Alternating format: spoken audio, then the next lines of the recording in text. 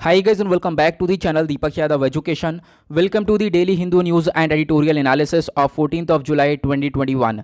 तो गाइज आज है तारीख 14 जुलाई 2021 और है वेडनेसडे। देखेंगे आज के द हिंदू एडिटोरियल्स को, क्योंकि हमने मॉर्निंग वाले वीडियो में आज एडिटोरियल्स डिस्कस नहीं कर रहे थे कुछ इश्यूज़ की वजह से, क्योंकि इंटरनेट कनेक्टिविटी नहीं थी, वाईफाई की कनेक्टिविटी अच्छी नहीं आ रही थी। उसकी वजह से हम लोगों ने मॉर्निंग में एडिटोरियल्स डिस्कस नहीं किए थे, क्योंकि वीडियो ऑलरेडी काफ़ी लंबा हो चुका था। नाउ इसके लिए मैं एक सेपरेट सा वीडियो बना रहा हूँ। आज के सारे एडिटोरियल इस वीडियो में मैं डिस्कस कर रहा हूँ, इसको अपलोड कर रहा हूँ ताकि हमारा कोई भी आर्टिकल पीछे ना छूट जाए। तो इसमें हम लोग सबसे पहले बात करने वाले हैं पहले एडिटोरियल की, जहां पर उत्तर प्रदेश की पॉपुलेशन पॉलिसी के बारे में डिस्कशन किया गया है। काफ़ी सारी बातें हम लोग जानेंगे यहाँ पर, और आज के टाइम पर उत्तर प्रदेश के अंदर ऐसी पॉपुलेशन कंट्रोल पॉलिसी की क्या ज़रूरत पड़ गई है उसको भी समझेंगे। देन उसके बाद सेकंड एडिटोरियल बात करता है इंडिया के फेडरलिज्म के बारे में। तो हम लोग पॉलिटी के बहुत सारे कॉन्सेप्ट्स को क्लियर करने वाले हैं। क्या होता है इंडियन ये फेडरलिज्म स्ट्रक्चर, और इंडिया क्या है, फेडरलिज्म है या क्वासी फेडरलिज्म है। बहुत सारी चीज़ें हम लोग यहाँ पर कवर करने वाले हैं। फेडरलिज्म मतलब क्या होता है, बहुत सारी चीज़ें हम लोग अपनी पॉलिटी के पॉइंट ऑफ व्यू से समझेंगे। देन उसके बाद नेक्स्ट आर्टिकल में आईटी रूल्स के बारे में डिस्कशन किया गया है कि आईटी रूल्स हो गए, ओटीटी प्लेटफॉर्म्स पर कंटेंट को रेगुलेट करने की बात करी गई है। इससे यहाँ पर कहीं ना कहीं दिक्कत देखने को मिलती है। जो हमारा फंडामेंटल राइट है, फ्री ऑफ स्पीच है, वहाँ पर कहीं ना कहीं आप कह सकते हो उसका वायलेशन देखने को मिलेगा। तो ये सारी चीज़ें हैं, इसको भी हम लोग डिस्कस करेंगे। नाउ साथ ही साथ यहाँ पर जो सिनेमाटोग्राफ एक्ट ऑफ 1952 के बारे में डिस्कशन किया गया है। काफ़ी बार हम लोग इसके बारे में चर्चा ऑलरेडी कर चुके हैं, तो काफ़ी सारी चीज़ें मैं आपको यहाँ पर इस आर्टिकल में एक ओवरव्यू देने वाला हूँ। देन उसके बाद हम लोग डिस्कस करेंगे इस वाले आर्टिकल को, जहाँ पर चर्चा हो रही है जो सेक्शन 66A है। इसको अभी हाल ही में आप कह सकते हो काफ़ी ज़्यादा न्यूज़ में कवर किया गया था, क्योंकि सुप्रीम कोर्ट ने बोला है कि इसको मैं पहले ही स्ट्रक डाउन कर चुका हूँ, तो यहाँ पर अभी भी इस सेक्शन 66A का क्यों इस्तेमाल हो रहा है। तो इस वीडियो में हम समझेंगे ये section 66A of the IT act यानी कि इंफॉर्मेशन टेक्नोलॉजी एक्ट ये क्या है, और इसमें काफ़ी सारी बातें आप लोग को जानने को मिलेंगी जो कि हमारे एग्जाम पर्सपेक्टिव काफ़ी ज़्यादा इंपॉर्टेंट होने वाली है। तो सबसे पहले हम लोग समझते हैं इस वाले आर्टिकल से। तो आपको मालूम होगा उत्तर प्रदेश हाल ही में एक ड्राफ्ट लेकर आया है अपनी पॉपुलेशन को कंट्रोल करने के लिए, और ये जो ड्राफ्ट है इसका नाम दिया गया है Uttar Pradesh population control stabilization and welfare bill 2021। और आपको मालूम होगा ऐसी ज़रूरत क्यों पड़ गई है, क्योंकि मैं पहले भी बता चुका हूँ, क्योंकि बहुत सारी रिपोर्ट्स लगातार पब्लिश हो चुकी हैं जहां पर डिस्कशन ये है कि इंडिया जो है आने वाले टाइम पे चाइना को ओवरटेक कर सकता है इन रिगार्ड्स ऑफ पॉपुलेशन। तो पॉपुलेशन में हम लोग काफ़ी आगे निकल सकते हैं, चाइना को ओवरटेक कर सकते हैं आने वाले टाइम पे। तो उसी वजह से यहाँ पर पॉपुलेशन को कंट्रोल करने की बात करी गई है, खासकर उस सेक्टर में, खासकर उस स्टेट्स में जिसका सबसे बड़ा कॉन्ट्रीब्यूशन है। कॉन्ट्रीब्यूशन मतलब अगर हम बात करें और इसमें हमारे पूरे इंडिया में जो भी स्टेट्स हैं, स्टेट्स में सबसे ऊपर आता है उत्तर प्रदेश, जिसका सबसे ज़्यादा पॉपुलेशन है। तो उत्तर प्रदेश का सबसे बड़ा कंट्रीब्यूशन आपको देखने को मिलेगा पूरे भारत की पॉपुलेशन में। उत्तर प्रदेश के बाद महाराष्ट्र हो गया, बिहार हो गया, वो सब स्टेट्स हैं जो कि सबसे ज़्यादा टॉप पॉपुलस स्टेट्स आपको देखने को मिलेंगे। यहाँ पर है उत्तर प्रदेश, कैपिटल है लखनऊ, और उसके बाद यहाँ पर आप देख पाओगे बिहार, कैपिटल हो गया पटना। तो यहाँ पर ये सारे स्टेट्स हैं जो कि काफ़ी ज़्यादा पॉपुलेटेड आपको देखने को मिलेंगे, और नीचे आपको यहाँ पर ये देखने को मिल जाएगा, इधर यहाँ पे महाराष्ट्र है। ओके, नाउ इसी वजह से हम लोगों को ज़रूरत भी है यहाँ पर, ऐसा उत्तर प्रदेश का कहना है। और उत्तर प्रदेश इसी चक्कर में 2 चाइल्ड पॉलिसी लेकर आया है कि मतलब 2 बच्चे होंगे, 2 से अगर ज़्यादा होंगे तो फिर उन लोगों को काफ़ी ज़्यादा दिक्कत होने वाली है, बहुत सारी पेनल्टीज़ भी हैं। और अगर कोई इस 2 चाइल्ड पॉलिसी को अच्छे से अडॉप्ट करता है तो उसके लिए बहुत सारे इंसेंटिव्स भी हैं, ठीक है। और यहाँ पर हमारा गोल यही है कि हम लोग जो है जो मॉडर्न कॉन्ट्रासेप्टिव प्रेवलेंस यानी बर्थ कंट्रोल है, तो इन सब को हम लोग थोड़ा सा बढ़ावा दे सकें। मैटरनल मोर्टिलिटी रेट है, इसको हम लोग कम कर सकें, यानी कि जो माओ की डेथ हो जाती है इनको कम किया जा सके, या फिर जो बच्चा पैदा हुआ है उसकी डेथ हो जाती है उसको कम किया जा सके। 2026 तक ये सारे टारगेट्स रखे गए हैं इस 2 चाइल्ड पॉलिसी बिल के अंदर। देन उसके बाद यहाँ पर अगर कोई भी इन 2 चाइल्ड पॉलिसी को अच्छे से अडॉप्ट करता है तो उसको बहुत सारे पर्क्स मिलेंगे गवर्नमेंट स्कीम्स में। गवर्नमेंट स्कीम्स में बहुत फ़ायदे मिलने वाले हैं, साथ ही साथ जो टैक्सेस हैं, लोन्स हैं, उसमें काफ़ी छूट मिलेगी, और भी बहुत सारे अवार्ड्स मिलेंगे अगर आप लोग इस 2 चाइल्ड पॉलिसी की फैमिली प्लानिंग के अकॉर्डिंग चलते हो। तो ये सारी चीज़ें हैं। अभी हम लोग कुछ और चीज़ें इंपॉर्टेंट डिस्कस करेंगे। जैसा कि आप लोगों को मालूम होगा ये आर्टिकल कुछ दिन पहले यहाँ पे द हिंदू में पब्लिश हुआ था, मे बी यहाँ पे कल या परसों ही आर्टिकल आया था। तो यहाँ पर उत्तर प्रदेश ने अपना गोल दिखाया है। गोल ये है कि हम लोग आने वाले टाइम पे लगभग 2030 तक क्या करने वाले हैं, जो टोटल फर्टिलिटी रेट है उसको कम करने वाले हैं। टोटल फर्टिलिटी रेट मतलब यही हो गया कि जो एक माँ है वो कितने बच्चों को जन्म दे रही है उसको कम से कम किया जाएगा। अभी 2.7% है, उसको 2026 तक 2.1% किया जाएगा और 2030 तक इसको 1.7% किया जाएगा। मतलब ये जो पॉपुलेशन है इसको कहीं ना कहीं कंट्रोल किया जाएगा, कम किया जाएगा। उसके साथ यहाँ पर 2030 तक दूसरा टारगेट ये रख रखा है जो मॉडर्न कॉन्ट्रासेप्टिव्स हैं उनका ज़्यादा इस्तेमाल हो, जो बर्थ कंट्रोल के लिए बहुत सारी चीज़ें इस्तेमाल करी जाती हैं, तो उन चीज़ों को यहाँ पर थोड़ा सा बढ़ाया जाए। लगभग यहाँ पे आप देख पाओगे इसको भी बढ़ाया जाएगा। 31.7% आज के टाइम पर है, 2026 तक इसको 45% किया जाएगा और 2030 तक इसको 52% करने वाले हैं। देन उसके बाद जो मेथड्स ऑफ कॉन्ट्रासेप्शन यूज़ है, बिल्कुल आपको यही चीज़ देखने को मिलेगी। जो कॉन्ट्रासेप्टिव्स हैं बर्थ कंट्रोल के लिए यहाँ पर चीज़ें हैं उसको एक तरीके से उसको भी वापस से बढ़ावा मिलेगा। 2026 तक यहाँ पर इसको इंक्रीज़ किया जाएगा।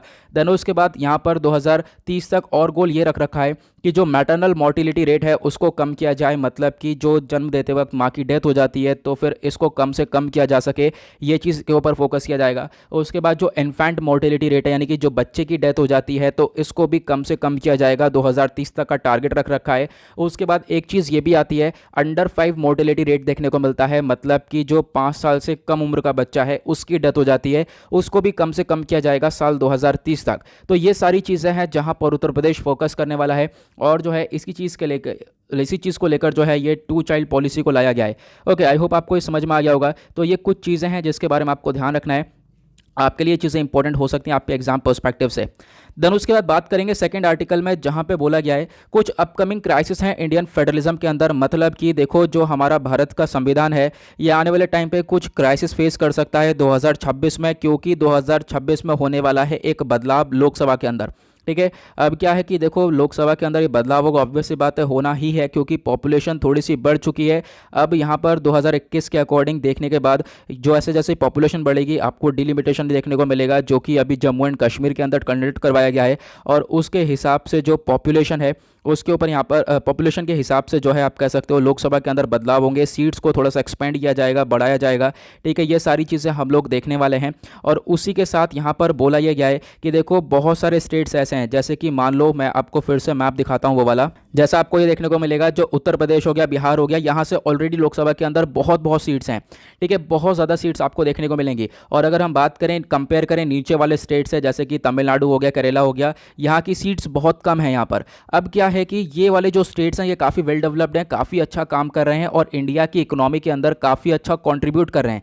लेकिन और इन दोनों स्टेट्स की अगर हम बात करें या फिर कुछ इस ऐसे स्टेट्स की बात करते हैं यहाँ पर जिनकी रिप्रेजेंटेशन सबसे ज़्यादा है लोकसभा के अंदर, लेकिन वहाँ पर काम अच्छा नहीं हो रहा है, वहाँ पर पॉपुलेशन वगैरह बहुत ज़्यादा है, इकोनॉमी में भी ये काफ़ी हद तक कंट्रीब्यूट नहीं करते हैं। ठीक है, तो ये चीज़ें देखने को मिलती है। लेकिन ज़्यादातर पावर्स और ज़्यादातर जो पैसा वगैरह है वो सब कहाँ पे जा रहा है, वो सब इन स्टेट्स के अंदर जा रहा है। ठीक है, ऑब्वियस सी बात है पॉपुलेशन ज़्यादा है तो उसके हिसाब से इनके पास पैसा भी ज़्यादा आ रहा है, सेंट्रल जो है पैसा भी ज़्यादा दे रहा है, प्लस पावर्स भी ज़्यादा आ रही है, लोकसभा के अंदर रिप्रेजेंटेशन भी ज़्यादा है।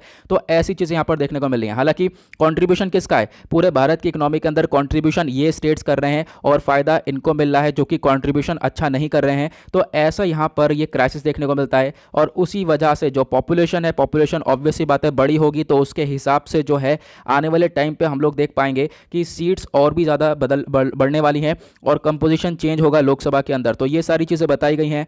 और उसके बाद यहाँ पर इंडिया का फेडरल सिस्टम के बारे में डिस्कशन किया गया है। मैं भी आपको समझाता हूँ। बोला ये गया है जो सेंटर और स्टेट्स हैं, स्टेट्स सबको इक्वली लेकर चलना चाहिए। ठीक है, अभी फिलहाल यहाँ पे क्या होता है, अभी यहाँ पर यही हो रहा है जो स्टेट्स बड़े हैं उनको रिप्रेजेंटेशन ज़्यादा दे रखा है, एक तरीके से ये सारी चीज़ें रखी हैं। लेकिन यहाँ पे चर्चा ये भी है कि यूएस के अगर अंदर हम बात करें तो यूएस के अंदर भी आपको बहुत सारे स्टेट्स देखने को मिलेंगे। लेकिन बहुत सारे स्टेट्स के अंदर आप कह सकते हो एक स्टेट से दो सीट्स आपको देखने को मिल जाएंगी। जैसे 50 स्टेट है तो 2 सीट्स एक जगह से देखने को मिल जाएगी, तो 100 सीट्स हैं। तो कुछ इस टाइप की चीज़ें देखने को मिलती है जहां पर हर एक स्टेट को इक्वली ट्रीट किया जा रहा है। लेकिन यहां पर इंडिया के अंदर अगर हम बात करें तो अलग अलग आप देख पाओगे सीट्स देखने को मिलेंगी और कहीं पर जो स्टेट्स बड़ा है वहाँ पर पावर्स ज़्यादा देखने को मिलेंगी। ठीक है, हालांकि वो इकोनॉमी के अंदर कॉन्ट्रीब्यूट कर रहा हो या ना कर रहा हो, ऐसी चीज़ें देखने को मिलती हैं। तो उसी वजह से यहाँ पर इन्होंने एक और इशू समझाया है, वो है बिग वर्सेस स्मॉल स्टेट्स। ठीक है, जो स्मॉल स्टेट्स हैं वो अच्छा कर रहे हैं, उन्होंने पॉपुलेशन अपनी कंट्रोल करी है, इकोनॉमी के अंदर काफ़ी कुछ कंट्रीब्यूट किया है, वेल डेवलप्ड स्टेट्स हैं और वो भारत के लिए काफ़ी कंट्रीब्यूट कर रहे हैं। लेकिन जो कंट्रीब्यूशन है इनका वो इनको वापस से रिटर्न में इतना नहीं मिल पा रहा है, वो कहीं ना कहीं बड़े स्टेट्स के पास चला जा रहा है जहां पर पॉपुलेशन भी सबसे ज़्यादा है, प्लस उन लोगों का कंट्रीब्यूशन ज़्यादा नहीं देखने को मिलेगा हमारी कंट्री के अंदर। तो ये इशू यहाँ पर देखने को मिलता है इस एडिटोरियल के अंदर। चलो मैं आपको समझाता हूँ कुछ। अभी यहाँ पर फेडरलिज्म के बारे में बात हुई है, तो कुछ क्राइसिस देखने को मिलेंगे इंडिया के फेडरल स्ट्रक्चर के अंदर। तो हम लोग पहले पॉलिटी के पॉइंट ऑफ व्यू से समझेंगे ये फेडरलिज्म है क्या। तो यहाँ पर आप लोगों को कुछ नोट्स मिल जाएंगे, जैसे कि ये यहाँ पर आप लोग देख पा रहे होंगे पेन नोट्स, जैसे कि हमेशा मैं आपको देता ही रहता हूँ। तो ये आर्टिकल आपका GS paper two Indian polity के पॉइंट ऑफ व्यू से इंपॉर्टेंट हो जाएगा। फेडरलिज्म या फिर फेडरल सिस्टम के बारे में चर्चा करते हैं। फेडरलिज्म एक ऐसा सिस्टम ऑफ गवर्नमेंट है जहाँ पर पावर्स को डिवाइड किया जाता है सेंटर और स्टेट्स के बीच में। ठीक है, स्टेट्स को प्रोविंसेस भी बोला जाता है, बहुत सारी जगह पर अभी भी प्रोविंसेस बोलते हैं। तो इन दोनों के बीच में पावर्स को डिवाइड किया जाता है, मतलब संघवाद का ढांचा, जिसको हम लोग यहाँ पर फेडरलिज्म बोलते हैं। तो इसके बारे में आपको ध्यान रखना है। आपको दो टाइप्स के फेडरेशन देखने को मिलेगा, एक होता है होल्डिंग टुगेदर फेडरेशन और दूसरा होता है कमिंग टुगेदर फेडरेशन। एक होल्डिंग टुगेदर फेडरेशन क्या होता है, इस टाइप की पावर्स में जो पावर्स होती हैं वो शेयर करी जाती हैं अलग अलग कॉन्स्टिट्यूएंट पार्ट्स में। ठीक है, जैसे जैसे डाइवर्सिटी हो, जैसे कि भारत के अंदर अलग अलग आपको डाइवर्सिटी देखने को मिलेगी, उसके हिसाब से अलग अलग जगह पर अलग अलग पावर्स आपको देखने को मिल जाएंगी। ठीक है, ये चीज़ होती है, जैसे कि इंडिया, स्पेन, बेल्जियम में ये चीज़ें फॉलो होती हैं। लेकिन कमिंग टुगेदर फेडरेशन का मतलब ये है कि इस टाइप में जो इंडिपेंडेंट स्टेट्स होते हैं वो आपस में आते हैं, सब लोग मिलकर एक लार्ज यूनिट बनाते हैं। जैसे कि फॉर एग्जांपल यूएसए के अंदर सब स्टेट्स ने मिलकर पूरी एक यूनियन बना रखा है, इसी वजह से उसको यूनाइटेड ऑफ स्टेट्स बोलते हैं, क्योंकि सारे स्टेट्स आपस में मिलकर आके उन्होंने फेडरेशन बना रखा है। तो यहाँ पर कमिंग टुगेदर फेडरेशन का ये कॉन्सेप्ट है। उसी तरीके से ऑस्ट्रेलिया, स्विट्जरलैंड के अंदर भी ये चीज़ें देखने को मिलती हैं। तो दो टाइप्स की फेडरेशन होती हैं, आपको ध्यान रखना है। अब अगर हम बात करें जो फेडरल सिस्टम है इंडिया का, उसके कुछ फीचर्स भी हैं। फीचर्स क्या हैं, सबसे पहला आपको देखने को मिलेगा डुअल गवर्नमेंट पॉलिटी है, मतलब कि यहाँ पर आपको दो गवर्नमेंट देखने को मिलेगी। स्टेट लेवल पर अलग है और सेंट्रल लेवल पर अलग है। ठीक है, सेंट्रल लेवल पर आप देख पाओगे हमारे प्राइम मिनिस्टर हो गए, स्टेट लेवल पर चीफ मिनिस्टर हो गए। ठीक है, अलग अलग गवर्नमेंट जो है चलती हुई नजर आएगी और अलग अलग यहाँ पर आप कह सकते हो पावर्स भी देखने को मिलेंगी। तो ये डिस्ट्रीब्यूशन ऑफ पावर्स के अंदर भी आता है। तो सेकेंड पॉइंट वही लिखा है कि अलग अलग जगह पर जो डिवीजन ऑफ पावर्स है, ये भी एक बहुत बड़ा फीचर आपको देखने को मिलेगा हमारे इंडिया के फेडरल सिस्टम का। उसके बाद जो कॉन्स्टिट्यूशन के अंदर रिजिडिटी है वो भी काफ़ी ज़्यादा है। देन उसके बाद जो जुडिशियरी है हमारी, वो काफ़ी हद तक इंडिपेंडेंट है। तो ये चीज़ भी देखने को मिलती है, हमारा जुडिशरी सिस्टम काफ़ी इंडिपेंडेंट है, वो किसी के अंडर में नहीं आता है। तो ये भी एक काफ़ी बड़ा फीचर आपको देखने को मिलेगा हमारे फेडरल सिस्टम का। देन उसके बाद एक लास्ट पॉइंट आता है बाई कैमरलिज्म का। ये आपको कॉन्सेप्ट समझना ही है, क्योंकि ये हमारे पॉलिटी के अंदर भी है। बाई कैमरलिज्म का मतलब है कि हमारे यहाँ अपर हाउस और लोअर हाउस आपको दोनों देखने को मिलेंगे। तो ये भी एक बहुत बड़ा फीचर देखने को मिलेगा इस फेडरल सिस्टम का। अगर हम बात करें फेडरलिज्म इन इंडिया के बारे में, तो इंडिया एक फेडरल सिस्टम है, लेकिन यहाँ पे अगर हम बात करें कुछ ज़्यादा, मतलब फेडरल सिस्टम तो बोला जाता है, लेकिन इंडिया का जो सिस्टम है वो ज़्यादा यूनिटी सिस्टम की तरफ झुकता है। जो यूनिटरी सिस्टम ऑफ गवर्नमेंट होता है उसकी तरफ ज़्यादा झुकाव देखने को मिलता है, क्योंकि ज़्यादातर जो पावर्स हैं वो सेंटर के पास आ जाती हैं। ठीक है, अगर हम लोग बात करें यहाँ पे समटाइम्स बहुत सारे लोगों ने, बहुत सारे कॉन्स्टिट्यूशनल एक्सपर्ट ने बोला है कि इंडिया एक क्वाजी फेडरल सिस्टम है। क्यों? क्योंकि इसके पास जो फीचर्स हैं वो दोनों ही हैं, फेडरल के फीचर्स भी हैं प्लस यूनिटरी सिस्टम के फीचर्स भी हैं। देखो, जो आर्टिकल 1 है हमारे भारत के संविधान का, वो ये बोलता है India that is Bharat shall be a union of states, जो कि यहाँ पर आप कह सकते हो यूनियन ऑफ स्टेट्स हैं। ठीक है, स्टेट से मिलकर बना है। नाउ जो ये वर्ड फेडरेशन है ये आपको संविधान के अंदर नहीं देखने को मिलेगा, ये आपको पहली चीज़ है जो कि ध्यान रखनी है। देन उसके बाद यहाँ पर जो फेडरलिज्म है इसको इंट्रोड्यूस किया गया था मॉडर्न इंडिया में by the government of India act 1919। जब देश आज़ाद नहीं हुआ था, आज़ादी की तैयारी चली रही थी, तो यहाँ पे गवर्नमेंट ऑफ इंडिया एक्ट बहुत सारे लाए गए थे। गवर्नमेंट ऑफ इंडिया एक्ट 1935 काफ़ी ज़्यादा पॉपुलर है, वो तो आपको पढ़ना ही पढ़ना है अपने एग्जाम से रिलेटेड। तो यहाँ पर गवर्नमेंट ऑफ इंडिया एक्ट 1919 के थ्रू यहाँ पर आप कह सकते हो ये फेडरलिज्म के एलिमेंट्स को इंट्रोड्यूस किया गया था। ठीक है, और जहां पर पावर्स को सेपरेट करने की बात करी गई कि सेंटर के पावर्स अलग होंगी, प्रोविंशियल लेजिस्लेचर्स की पावर अलग होंगी, मतलब स्टेट्स की पावर अलग होंगी। स्टेट्स को ही प्रोविंस बोला जाता है। ठीक है, बहुत सारी जगह पर अभी प्रोविंस बोलते हैं, जैसे कि मैंने आपको बताया चाइना वगैरह के अंदर। तो अगर हम लोग बात करें जो फेडरल फीचर्स हैं इंडियन यूनियन के, वो क्या क्या है, तो फेडरल फीचर्स में बात करते हैं। गवर्नमेंट आपको दो लेवल पर देखने को मिलेगी, जो कि अभी हमने डिस्कस किया, सेंटर और स्टेट में अलग अलग पावर्स देखने को मिलेंगी। और आप कह सकते हो कि इसी के साथ जो डिवीजन ऑफ पावर्स है वो आपको सेंटर स्टेट के बीच में अलग अलग तरीके से तो देखने को मिलेगा ही मिलेगा। लेकिन यहाँ पर 3 लिस्ट तैयार करी गई हैं, जो कि 7th schedule of the constitution के अंदर आपको देखने को मिलेंगी। हमारे संविधान में जो 7th शेड्यूल है वहाँ पर आपको देखने को मिलेगा कि पावर्स अलग अलग डिस्ट्रीब्यूट कर रखी हैं 3 लिस्ट के कैटेगरीज में। एक है यूनियन लिस्ट और दूसरी है स्टेट लिस्ट और तीसरी है कॉन्करेंट लिस्ट। यूनियन लिस्ट में जहां पर यूनियन गवर्नमेंट जो है पूरी तरह से अपने लॉज बनाती है उन एरियाज़ में जो कि यूनियन लिस्ट के अंदर आते हैं, और वो एरियाज़ जो कि स्टेट लिस्ट के अंदर आते हैं वहाँ पर स्टेट गवर्नमेंट अपने लॉज बनाती है। कॉन्करेंट लिस्ट में दोनों मिलकर साथ में लॉज बनाते हैं। अब ये कौन कौन से एरियाज़ के ऊपर लॉज बनाते हैं इसको हम लोग देख लेते हैं। ये वाला पिक्चर आप लोग देख पा रहे होंगे। तो यूनियन लिस्ट, यहाँ पे यूनियन लिस्ट ऐसी है जहाँ पर यूनियन गवर्नमेंट लॉज बनाती है। जो यूनियन लेजिस्लेचर है वो अकेले मिलकर इन मैटर्स के ऊपर लॉज बनाता है। और मैटर्स कौन कौन से हैं वो आपको देख पाओगे। Defence, atomic energy, foreign affairs, war and peace, banking, railways, post and telegraph, ये सारी चीज़ें हो गई। देन उसके बाद जो दूसरा लिस्ट आता है वो है स्टेट लिस्ट, जहाँ पर स्टेट अकेला लॉज बनाता है, जैसे कि agriculture, police, prison, local government, public health, land, liquor, ये सारी चीज़ हो गई। देन उसके बाद आता है बोथ यूनियन एंड यूनियन और जो स्टेट लेजिस्लेचर, जहाँ पे दोनों मिलकर लॉज बनाते हैं, उसको हम लोग कॉन्करेंट लिस्ट बोलते हैं। और कॉन्करेंट लिस्ट के अंदर जैसे कि education, transfer of property other than agricultural land, forest, trade unions, ये सारी चीज़ें देखने को मिलती हैं। तो इसके बारे में आपको ध्यान रखना है। ये पॉलिटी के बहुत सारे कॉन्सेप्ट्स हैं जो कि आप लोगों ने आज ही पढ़ लिए हैं, खासकर फेडरल सिस्टम के बारे में। ओके, नाउ आपको ये समझ में आ गया होगा बिग वर्सेस स्मॉल स्टेट्स के बारे में, जो कि मैंने अभी आपको समझाया। छोटे छोटे स्टेट्स का कंट्रीब्यूशन ज़्यादा है, बट उनको रिटर्न में ज़्यादा चीज़ें नहीं देखने को मिलेंगी। तो ये सारी चीज़ें देखने को मिल जाती हैं। तो आने वाले टाइम पे जो ये हमारा फेडरल स्ट्रक्चर है, जहाँ पर सेंटर और स्टेट के रिलेशंस हैं, वो थोड़े से ख़राब होते हुए नज़र आ सकते हैं, क्योंकि यहाँ पे छोटे स्टेट्स हैं वो नाराज़ हो सकते हैं, क्योंकि उनका कंट्रीब्यूशन काफ़ी ज़्यादा आपको देखने को मिलेगा। देन उसके बाद यहाँ पे कुछ चीज़ें बताई गई हैं, जैसे क्या क्या है कि आप देख पाओगे जो रोल और कंपोजिशन है राज्यसभा का और हाउस ऑफ स्टेट्स, ये जो है बढ़ना चाहिए। मतलब कि जो छोटे स्टेट्स आपको देखने को मिलेंगे, एक तरीके से इनको भी थोड़ा सा, इनका भी जो रोल है, पावर्स है, इनको थोड़ी एक्सपेंड करनी चाहिए, या फिर जो है ये स्टेट्स इनके बीच में एक इक्वालिटी देखने को मिले, चाहे वो बिगर स्टेट्स हो चाहे वो स्मॉलर स्टेट्स हो, सभी के बीच में एक इक्वालिटी होनी चाहिए। देन उसके बाद जो कॉन्स्टिट्यूशनल चेंज है, अगर हम लोग देखें तो ये जो कॉन्स्टिट्यूशनल चेंज या फिर चेंज देखने को मिलता है फाइनेंशियल रीडिस्ट्रीब्यूशन के बीच में स्टेट्स में, तो यहाँ पर आप कह सकते हो कि सभी चीज़ों को, सभी स्टेट्स को एक तरफ से फोकस करना चाहिए, सभी स्टेट्स को साथ में लेकर चलना है। देन उसके बाद यहाँ पर चौथा यहाँ पे एक और सोल्यूशन ये दिया गया है, जो बड़े बड़े स्टेट्स आपको देखने को मिलेंगे, अगर कोई सोल्यूशन नहीं निकल रहा है तो उसको छोटे छोटे यूनिट्स में तोड़ दो। ठीक है, छोटे छोटे यूनिट्स में अगर आप तोड़ दोगे तो कहीं ना कहीं यहाँ पर रिप्रेजेंटेशन भी कम होगा, प्लस जो है वो लोग अच्छा कॉन्ट्रीब्यूट भी कर पाएंगे। तो ये एक सोल्यूशन यहाँ पर ये देखने को मिलेगा। आई होप आपको ये समझ में आ गया होगा।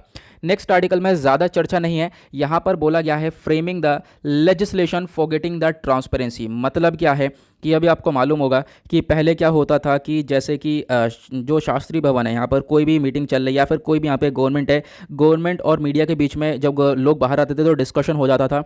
लेकिन यहाँ पे क्या हुआ कि इस चीज़ को भी रोक दिया गया था। साल 2002 में इस चीज़ को बंद कर दिया गया था कि यहाँ पर कोई मीडिया वगैरह नहीं आएगा, कोई डिस्कशन वगैरह नहीं होगा, कोई भी यहाँ पर मीडिया से कोई बात नहीं करेगा। तो अब यहाँ पर इतनी ज़्यादा चीज़ें देखने को मिलती नहीं है। देन उसके बाद आईटी रूल्स 2021 लेकर आए गए। आपको मालूम होगा आईटी रूल्स 2021 के अंदर काफ़ी कुछ और डिस्कस किया गया। जो ओटीटी प्लेटफॉर्म्स हैं या फिर जो सोशल मीडिया प्लेटफॉर्म्स हैं, बाय द वे पहले मैं आपको बता दूं, ये जो आईटी रूल्स 2021 है, इसकी पूरी फुल फॉर्म क्या है, ये आपको ध्यान रखना है, बार बार इसको मेंशन करना ही होगा अगर आपसे क्वेश्चन पूछा जाता है तो इसकी फुल फॉर्म है information technology intermediate guidelines and digital media ethics code rules 2021। Now यहाँ पे इस रूल्स के अंदर एक तरीके से फोकस ये किया गया था, जो सोशल मीडिया है और साथ ही साथ ओटीटी प्लेटफॉर्म्स हैं। सोशल मीडिया आप समझ ही गए होंगे, जैसे कि फेसबुक, व्हाट्सएप, ट्विटर वगैरह वगैरह। देन उसके बाद ओटीटी प्लेटफॉर्म्स जैसे कि अमेजन, नेटफ्लिक्स और भी बहुत सारे हो गए। तो ये जो ओटीटी प्लेटफॉर्म्स हैं इनको फोकस किया गया, यहाँ पे जो कंटेंट वगैरह है इसको रेगुलेट किया गया है। ओटीटी प्लेटफॉर्म्स पहले इंडिपेंडेंट हुए करते थे, अपने हिसाब से काम करते थे, लेकिन फिर उसके बाद इसको ministry of information and broadcasting के अंदर में लाया गया है।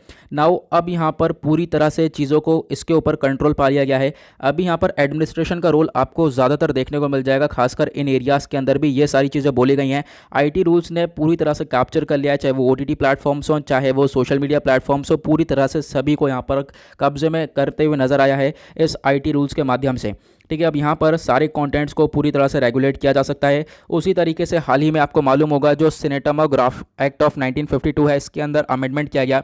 यहाँ पे कोई भी अगर फिल्म आती है, ठीक है, फिल्म को अप्रूवल कौन देता है, वो देता है central board of film certification. अब यहाँ पर आप कह सकते हो ये सर्टिफिकेशन देता है, फिल्म को अप्रूवल करता है। अब क्या होता है कि अप्रूवल होने के बाद भी क्या होगा, जो सरकार है, अगर सरकार को कुछ ऐसी चीज़ें लगती हैं, फिल्म के अंदर कुछ ऐसी चीज़ें हैं जो कि एक हिंसा क्रिएट कर सकती हैं या फिर कोई बवाल मचा सकती हैं, तो वहाँ पर क्या हो सकता है कि उस फिल्म के अंदर वो सीन कटवा दिया जाए या फिर उस फिल्म को बाद में अप्रूवल ही ना मिले। तो आप समझ सकते हो कितना ज़्यादा लॉस होता हुआ नज़र आएगा उस फिल्म इंडस्ट्री को, और साथ ही साथ जो वो फिल्म है उसको। तो ऐसी चीज़ें यहाँ पर बोली गई। इनफैक्ट यहाँ पर ये भी बात आ रही है कि गवर्नमेंट के खिलाफ फिर उसके बाद कोई चीज़ नहीं आप बोल सकते आप लोग फिल्म के अंदर, क्योंकि गवर्नमेंट जो है वो सीन कटवा सकती है या फिर उसके अंदर बदलाव करवा सकती है। तो ऐसी चीज़ें यहाँ पर देखने को मिल जाती है। तो आज के टाइम पर जो कंट्रोल है वो आपको पूरी तरह से एडमिनिस्ट्रेशन का देखने को मिलेगा, ऐसा यहाँ पर बोला गया है। ठीक है, और आप कह सकते हो कि जैसे जैसे यहाँ पर जो फिल्म्स हैं, जो भी ये सारी चीज़ें हैं, इनको एक तरीके से रेगुलेट करने की बात करी गई कि इनके अंदर सीन्स वगैरह कटवा दिए जाएंगे। ठीक है, यहाँ पे गवर्नमेंट जो है पूरी तरह से स्टेप्स उठा सकती है। कोई भी यहाँ पे गवर्नमेंट के खिलाफ अब यहाँ पे बोल ही नहीं सकता। अगर बोलता है तो अगेन ऑब्वियस ही बात है, गवर्नमेंट जो है यहाँ पर स्टेप उठाती हुई नजर आएगी। अब इससे क्या होगा, जो फ्रीडम ऑफ स्पीच वगैरह है उसका कहीं ना कहीं वोलेशन हो रहा है। ठीक है, ये हमारा फंडामेंटल राइट है। अब फंडामेंटल राइट की बात ही आई है तो मैं आपको कुछ चीज़ें बताता हूँ। फ्रीडम ऑफ स्पीच आपको आर्टिकल 19 के अंदर देखने को मिलेगा। तो फंडामेंटल राइट्स आपको आर्टिकल 12 से लेकर आर्टिकल 35 तक देखने को मिलेंगे। सारे फंडामेंटल राइट्स हैं, जैसे कि आर्टिकल 14 से लेकर 18 तक राइट ऑफ इक्वालिटी के बारे में बात होती है। आर्टिकल 19 से लेकर 22 तक राइट टू फ्रीडम के बारे में डिस्कशन होता है। आर्टिकल 23 से लेकर 24 तक राइट अगेंस्ट एक्सप्लॉयटेशन। आर्टिकल 25 से लेकर 28 तक right to freedom of religion. Article 29 से लेकर 31 तक cultural and educational rights. Article 32 से लेकर 35 तक राइट टू कॉन्स्टिट्यूशनल रेमेडीज़। ये सारे आर्टिकल्स आप देखने को मिलेंगे। ये सब हैं हमारे फंडामेंटल राइट्स, जो कि आपको पार्ट 3 के अंदर देखने को मिल जाएगा। ठीक है, तो ये सारी चीज़ें हैं जो कि इसके अंदर डिस्कशन किया गया है। देन उसके बाद आज का लास्ट एडिटोरियल बात करता है डिसेबल अनकॉन्स्टिट्यूशनल सेक्शंस, मतलब कि ऐसा section 66A of the information technology act 2000, इसको डिसेबल किया गया। बोला गया ये असंवैधानिक है, अनकॉन्स्टिट्यूशनल है, क्योंकि अगेन बोला ये जा रहा है कि ये भी कहीं ना कहीं हमारे जो right to freedom of speech है, ठीक है, तो इन चीज़ों का हनन करता हुआ नजर आएगा। आर्टिकल 19 के अंदर आपको देखने को मिलेगा और ये सारी चीज़ें कहीं ना कहीं इनका वोलेशन होता हुआ नजर आएगा। तो उसी वजह से इसको एक तरीके से अनकॉन्स्टिट्यूशनल करार दिया गया। साथ ही साथ सुप्रीम कोर्ट ने इस section 66A of the IT act को एक तरीके से इसको स्ट्रक डाउन कर दिया था पहले ही। लेकिन हो क्या रहा है, आज के टाइम पर भी ये लॉ इस्तेमाल होता हुआ नजर आएगा। कुछ इंपॉर्टेंट चीज़ें हम लोग इस लॉ के रिगार्डिंग डिस्कस करेंगे, जो कि आप लोग अपने एग्जाम में या फिर मेन्स आंसर राइटिंग में इस्तेमाल कर सकते हो। जो section 66A of the IT act है, यह आर्टिकल आपका GS paper 2 judiciary fundamental rights judgement and cases के पॉइंट ऑफ व्यू से इंपॉर्टेंट हो जाएगा। न्यूज़ में क्यों है, क्योंकि सुप्रीम कोर्ट ने एक नोटिस दिया है सेंटर को और ये बोला है कि जो section 66A of the information technology act 2000 है, इसको हम लोग बहुत पहले स्क्रैप डाउन कर चुके हैं। बहुत साल पहले यहाँ पर ये इसको स्क्रैप डाउन कर दिया गया है। तो लेकिन अब यहाँ पर इसका इस्तेमाल क्यों हो रहा है, क्योंकि आज के टाइम पर भी आप देख पाओगे इसका इस्तेमाल होता हुआ नजर आएगा। डोंट वरी, आगे हम समझेंगे ये क्या है एग्जैक्टली, क्या इसका इस्तेमाल हो रहा है। तो कोर्ट ने बोला है कि हमने इसके प्रोविजंस को स्ट्रक डाउन कर दिया था, क्योंकि ये कहीं ना कहीं फ्री स्पीच को वॉयलेट कर रहा था, जो कि हमारा आर्टिकल 19 में आपको देखने को मिलेगा। तो 2015 में एक केस हुआ था, श्रेया सिंगल केस, वहां पर सुप्रीम कोर्ट ने यह स्टेप उठाया और article 66 of the IT act को स्ट्रक डाउन कर दिया था। कुछ की पॉइंट्स के बारे में डिस्कशन करेंगे। तो ये जो 66A है, इसके बारे में पहले हम जानते हैं। देखो, ये पावर देता है पुलिस को कि वो पुलिस वाला अरेस्ट कर सकता है किसी भी बंदे को, ठीक है, जो भी एक तरीके से जो भी आप कह सकते हो कि ऑनलाइन या फिर कंप्यूटर सिस्टम पर कोई ऐसी बातें फैलाता है जिससे कि यहाँ पर इनकन्वीनियंस क्रिएट हो, या फिर आप कह सकते हो कि जिससे यहाँ पे बवाल क्रिएट हो। तो कुछ ऐसी बातें अगर देखने को मिलें कि अगर कोई भी यहाँ पर जैसे फ़ोन, मोबाइल फ़ोन, टैबलेट, इन माध्यम से जो है अगर कोई ऐसा स्टेटमेंट होता है या फिर कोई ऐसा ऑनलाइन यहाँ पर मैसेज होता है, ठीक है, जो कि बवाल क्रिएट करे, तो उस बंदे को यहाँ पर अरेस्ट किया जा सकता है, ऐसा यहाँ पर बोला गया। इनफैक्ट आप कह सकते हो गवर्नमेंट के खिलाफ भी यहाँ पर अगर कोई बोलता है तो फिर उसको भी यहाँ पर अरेस्ट किया जा सकता है। एग्जैक्टली यहाँ पर 3 साल की जेल भी हो सकती है। तो ये सारी चीज़ें देखने को मिलती हैं। तो यहाँ पर ये जो चीज़ें हैं, ये कहीं ना कहीं हमारे फंडामेंटल राइट्स के अगेंस्ट में देखने को मिलेगा। तो जो सेक्शन 66A है, ये कॉन्ट्रेरी है to both article 19 free speech and article 21 right to life. तो इन दोनों चीज़ों के जो दोनों आर्टिकल्स हैं, जो हमारे फंडामेंटल राइट्स हैं, जो कि अभी हमने डिस्कस किए थे, तो यहाँ पर क्या है कि इनके अगेंस्ट में ये देखने को मिलेगा। और एक तरीके से यहाँ पर ये जो चीज़ें हैं, इसको अनकॉन्स्टिट्यूशनल करार दिया गया था सुप्रीम कोर्ट के द्वारा, लेकिन अभी भी यहाँ पर आप कह सकते हो इसका इस्तेमाल होता हुआ नजर आएगा। इनफैक्ट यहाँ पे गवर्नमेंट जो है किसी के भी खिलाफ आज के टाइम पर भी ऐसी चीज़ें देखने को मिलता है, उसको अरेस्ट कर लिया जाता है अगर वो कोई चीज़ यहाँ पर ऐसा एनॉयंस, उसकी कोई भी स्टेट में अगर कोई ऐसा एनॉयंस या फिर इनकन्वीनियंस क्रिएट करती है, तो उसको यहाँ पे अरेस्ट करते हुए नजर आते हैं। तो ये सारी दिक्कतें यहाँ पर आज के टाइम पर देखने को मिलती हैं। ओके तो यहाँ पर उसी वजह से ये छोटा सा आर्टिकल किया गया है। होप आपको ये समझ में आ गया होगा और इसमें ज़्यादा कुछ नहीं है। बाकी सारा जो ये भी आर्टिकल्स हैं इन सब के बारे में हम लोग डिस्कशन ऑलरेडी कर चुके हैं। मॉर्निंग में वो वीडियो अपलोड हो चुका है, ठीक है। उसके बाद यहाँ पर आज का जो कार्टून पिक्चर है वो बात करता है यूपी पॉपुलेशन बिल के बारे में। तो यूपी पॉपुलेशन बिल क्या है वो अभी हमने डिस्कस कर लिया है, डिटेल में हम लोगों ने देखा था और इसी पॉपुलेशन बिल के बेसिस पर मैंने आज का थंबनेल भी क्रिएट कर दिया है। ओके नाउ इसी के साथ करते हैं लेक्चर को समाप्त। मिलते हैं आप लोगों से नेक्स्ट वीडियो में। आज के लिए बाबा, have a nice day, thank you and जय हिंद।